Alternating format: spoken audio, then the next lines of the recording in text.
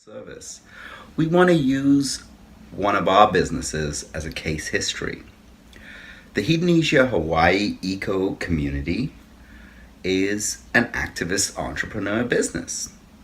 It was created with three different social, environmental issues in mind. I'm very passionate about environmentalism. I'm very passionate about gender equality. And I also see the benefits to society of community living. In my travels around the world, I was learning more about those subjects, and that was my kind of research phase. I was reading about it. I love subscribing to magazines, so I would often read articles about these issues. And I kept learning and learning, and as I was going around the world, I kept learning.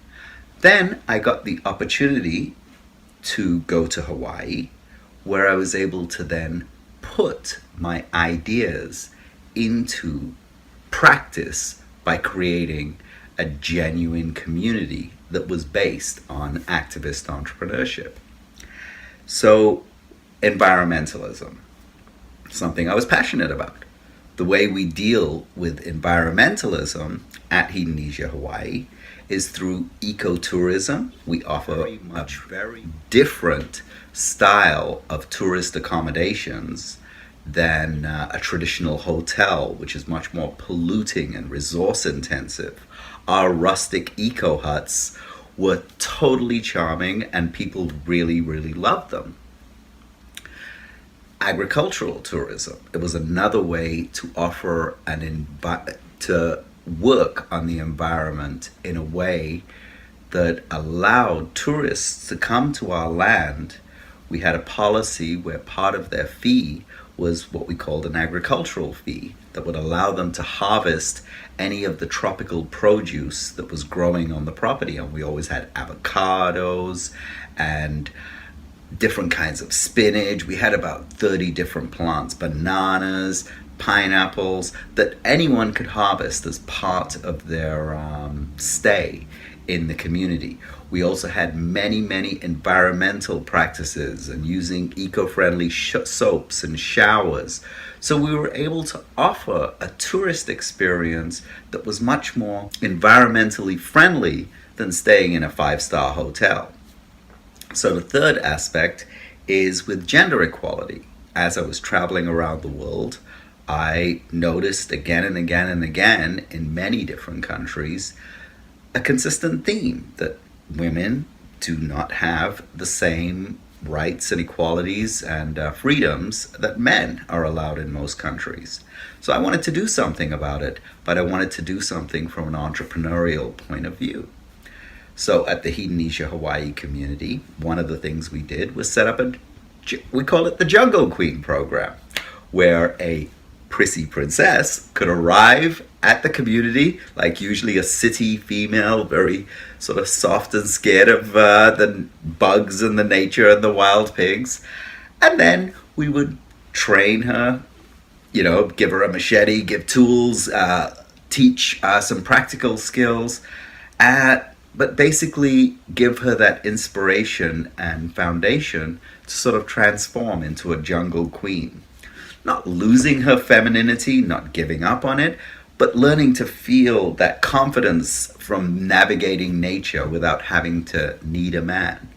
And over the years, we had many, many women who went through our program and who talked about how it transformed them, how it changed little aspects of how they dealt and how they conducted themselves in the world. We also managed a number of eco-feminist websites that dealt with gender equality, but from a more global perspective in the fields of reproductive rights, natural birth control, eco-feminist entrepreneurship. So, in other words, Hedonisia Hawaii was a business, it was making a profit, but it was also an activist entrepreneur community. We made money by addressing social issues. And what was very interesting, we found, was that many times people would book vacations with us to stay at our community based on the values we had, based on the things they saw on the website, they're like, wow, I can learn to be a jungle queen. Literally, I would have women sometimes calling on the phone to book and crying on the phone because they felt so disempowered, but they really wanted to be a jungle queen. They wanted to be strong, and they wanted to come and stay at Hedonisia Hawaii. And so it was really, we got to see how our ideas were working in real time with people coming to our place. So we were able to test out and prove and measure that the ideas and beliefs that we had were actually playing out in real life and actually having an effect on people as well as the environment. You know, we took basically a junkyard in Hawaii that we had to remove 18 vehicles from the property. We turned that into an eco-tourist community. So we were able to take our passion, and I was able to take my passions and transform them into products and services that not only made a profit, but actually made a difference as well. So there you have the Hedonisia Hawaii case history. Thank you very much.